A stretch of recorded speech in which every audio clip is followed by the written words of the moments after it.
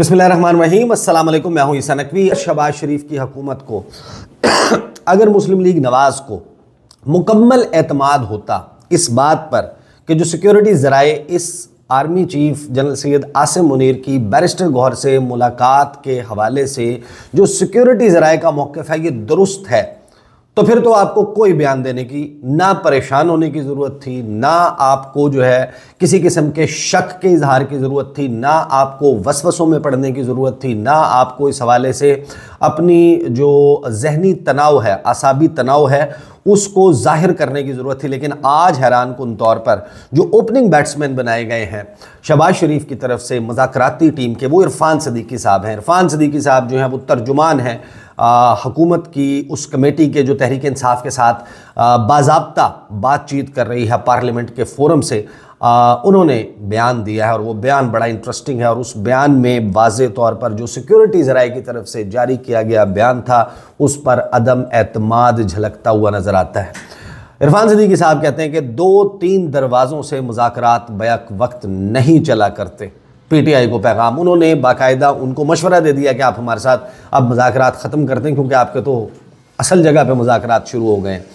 इस्लामाबाद हुकूमती कमेटी के मुज़ाकराती टीम के तर्जुमान इरफान सदीकी ने पीटीआई चेयरमैन की आर्मी चीफ से मुलाकात पर बैरिस्टर गौहर को पैगाम दिया है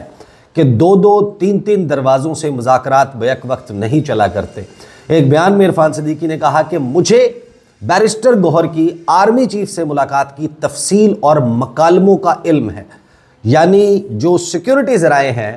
उन्होंने जो मुकालमा बताया है, उन्होंने कहा कि सिक्योरिटी के अलावा तो कोई बात नहीं हुई। कोशिश की गई बैरिस्टर गौहर की तरफ से बात करने की, दूसरी तरफ से मना कर दिया गया कि सियासी मामलात पर बात ना करें। जबकि मुकालमा जो है, डायलॉग, वो मोनोलॉग नहीं हुआ करता। मोनोलॉग होता है कि जब आप बुड़बुड़ाते हैं, अकेले बात करते हैं, जब आप कोई बात कर रहे होते हैं आगे से कोई जवाब नहीं आता। मकालमा होता है जब 2 अशख़ास आपस में बात करते हैं, एक तरफ से कुछ कहा जाता है, दूसरी तरफ से कुछ। इरफान सदीकी साहब वज़ीर-ए-आज़म की कमेटी के ओपनिंग बैट्समैन ये कह रहे हैं कि मुझे बातचीत का और मुकालमे का इल्म है जो हुआ उधर उस मुलाकात में। तो जाहिर है कि वो सिक्योरिटी ज़राए के ऊपर अदम एतमाद का इजहार है। जो शहबाज शरीफ की सरकार में बहुत सारे लोग जिनका शक अब यकीन में, बल्कि जो शक का बीज था वो लगता है कि अब आहिस्ता आहिस्ता तनावर दरख्त जो है उसकी शक्ल इख्तियार कर रहा है। उन्होंने कहा कि बैरिस्टर गौहर ने कहा कि बराह रास्त आला तरीन फ़ौजी सतह पर बातचीत शुरू हो गई है जो इत्मीनान बख्श है। बैरिस्टर गौहर ने कहा कि बैकडोर प्रोसेस भी चलेगा और फ्रंट डोर प्रोसेस भी। इरफान सदीकी ने कहा कि 2-3 दरवाज़ों से मुज़ाकरात बैक वक्त नहीं चला करते, लिहाजा अब छोटे छोटे दरवाज़ों, खिड़कियों और रोशनदानों में झांकने का कोई फ़ायदा नहीं। अगर वो दरवाज़ा खुल गया है जिसके लिए साल से कोशां थे तो ये कोशिश छोड़ दें। उन्होंने मज़ीद कहा कि बानी पीटीआई और अलीमा खान भी आर्मी चीफ से बैरिस्टर गौहर की मुलाकात को खुशाइंद करार दे रही हैं। ये जो गुफ्तगू की है इरफान सदीकी साहब ने, ये बेसिकली रिफ्लेक्ट करती है कि इस वक्त मुस्लिम लीग नून जो है वो बाकायदा किस किस्म की एंग्जाइटी का शिकार हो चुकी है, बल्कि इसको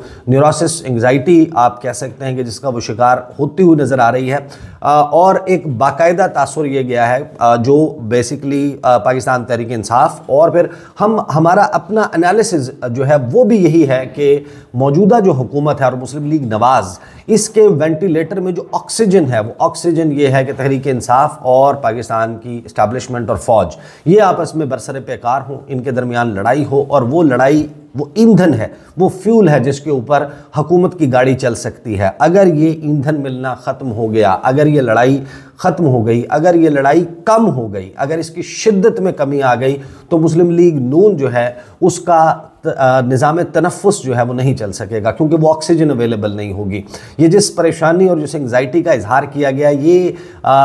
इसको अगर आप माजी के साथ टैली करें, आपको याद होगा कि मुस्लिम लीग नून जो है वो जिस वक्त ये पोर्ट्रे कर रही थी कि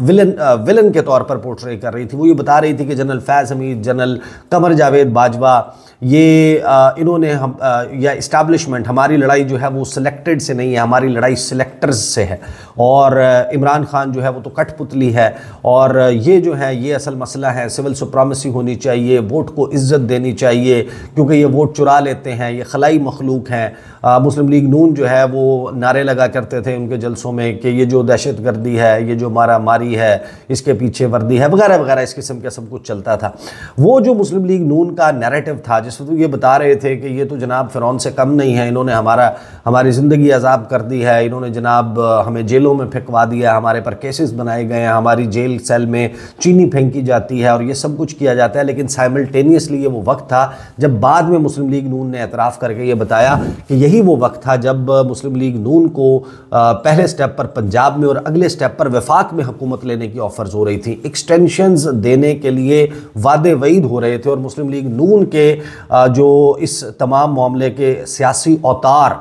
मियां मोहम्मद नवाज शरीफ वो लंदन में अपनी सियासी राजधानी में बैठकर उस मोर्चे में बैठकर जो मनसूबा बंदी कर रहे थे उसमें उन्होंने ऑर्डर्स पास किए। उन्होंने कहा अपनी पार्टी के लोगों को कि सब जो है वो परफ्यूम लगाएं, इतर लगाएं, तेल से बाल चुपड़ें, वो ब्यूटी पार्लर से तैयार हों, वेस्ट कोट कलफदार कड़कदार कपड़े पहने और लाइन बनाकर पहुँचें बाजवा साहब को एक्सटेंशन का वोट देने के लिए। और फिर नताइज हमने ऑनवर्ड्स देखे कि क्या उसका नतीजा आखिरकार निकला। मुस्लिम लीग नून जो है वो इमरान खान की हुकूमत का तख्ता उलटने में कामयाब हो गई। तो इस पस मंज़र को जब जहन में रखें कि on the face of it Muslim League नून क्या कह रही थी और बैकग्राउंड में मुज़ाकरात चल रहे थे, तो ये माजी गालिबन उनको ज़्यादा शकूक व शुबहात पैदा कर रहा है कि पाकिस्तान तहरीक इंसाफ जो है उसका भी पोर्ट्रेल ये है कि हमारे साथ ये हो रहा है, ये हो रहा है, ये हो रहा है। लेकिन ये क्या हुआ कि ये मुलाकात हो गई। दूसरा इसका ज़रा बड़ा अहम पहलू ये है कि इस मुलाकात के बाद मुस्लिम लीग नून के तासुर से, क्योंकि यही इरफान सदीकी हैं जिन्होंने मुज़ाकरात के बाद 16 तारीख को प्रेस कॉन्फ्रेंस करते हुए बड़े दो टोक वाशगाफ और लहजे में तयक्कुन लाकर ये ऐलान किया था कि मैं आपको ये बता रहा हूँ, बड़े वसूख से बता रहा हूँ कि तहरीक इंसाफ का और इस्टेब्लिशमेंट के दरमियान कोई बैकडोर मुज़ाकरात, किसी किस्म की बातचीत नहीं चल रही। और उसके फ़ौरन बाद ये तस्दीक आ जाती है, उसके बाद उसके ऊपर तरदीद आ जाती है, ये सारा मामला हो जाता है। तो ये इस सारे मामले पर अब जो रिएक्शन है हुकूमत का वो बड़ा वाज़े तौर पर ये साबित करता है कि वो ये साबित करना चाहते हैं, वो ये कहना चाहते हैं कि एक तो ये कि जो मुलाकात हुई है उस मुलाकात में जो सिक्योरिटी ज़राए कह रहे हैं वो बात नहीं है, बात उससे बढ़कर हुई है।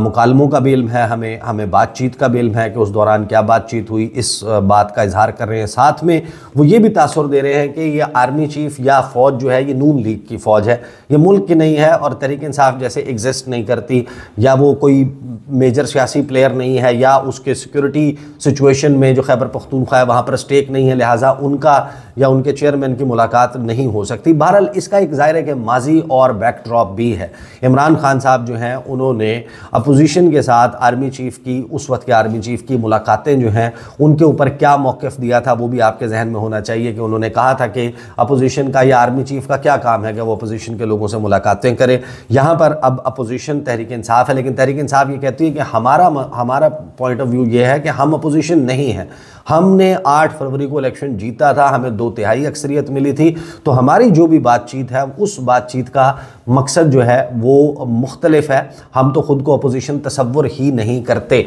अब इस सारे मामले पर पाकिस्तान तहरीक इंसाफ के कुछ लोगों से मेरी बात हुई है जो इस तमाम मामले के ऊपर अपना इन्फॉर्म्ड एनालिसिस आप कह सकते हैं, not exact quote and quote कि क्या बातचीत हुई या क्या नहीं हुई, लेकिन उनका एनालिसिस या उनकी बातचीत यह है कि देखें ये एक बड़ी, वो ये कहते हैं कि एक तो बड़ी खुशाइंद है ये मुलाकात, इस मुलाकात के असरात नज़र आएंगे। इस मुलाकात में अगर 45 मिनट बात हुई थी तो बातचीत सिर्फ़ और सिर्फ सिक्योरिटी सिचुएशन के ऊपर महदूद नहीं थी, मज़ीद भी बात हुई, लेकिन उधर से क्या जवाब आया ये तहरीक इंसाफ के लोग भी नहीं बता रहे। दूसरी बात ये कि वो ये कहते हैं कि मुस्लिम लीग नून के आप उसमें एंग्जाइटी जो है मुस्लिम लीग नून में आने की बुनियादी वजह यह है कि अगर हमारे और फ़ौज के दरमियान मामलात बेहतर हो जाते हैं और ये जो एक महाज खुला हुआ है ये महाज बंद होता है, तो हुकूमत बंद हो जाएगी, हुकूमत की दुकान, हुकूमत की हट्टी नहीं चल सकेगी। और ये ज़ाहिर है कि मंजरनामे के ऊपर एक बड़ा इर्ताश है।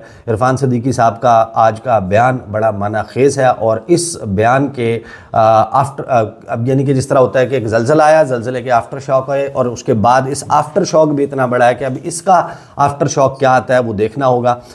मैं ये वीडियो यहाँ पर रोक रहा हूँ। अगली वीडियो में इंशाल्लाह मैं आई विल ट्राई कि मैं जो फैसल चौधरी साहब हैं, इमरान खान के वकील, जब सज़ा सुनाई गई वहाँ पर क्या सूरत हाल थी, इमरान खान का रिएक्शन क्या था, उस पर बहुत सारे लोग बात कर चुके, और यानी कि उसकी कुछ तफसीलात और दावे उसके हवाले से सामने आए हैं, लेकिन एग्जैक्ट सिचुएशन वहाँ पर क्या थी, आइंदा की हिकमत अमली क्या है, उसके ऊपर